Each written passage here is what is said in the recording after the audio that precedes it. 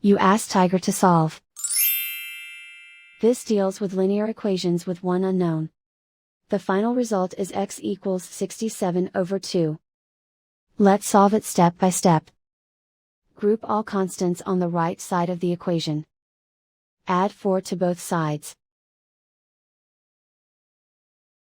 Simplify the arithmetic. Convert the integer into a fraction.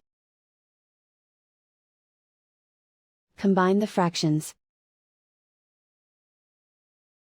Combine the numerators. Isolate the x. Multiply both sides by 8. Group like terms. Multiply the coefficients.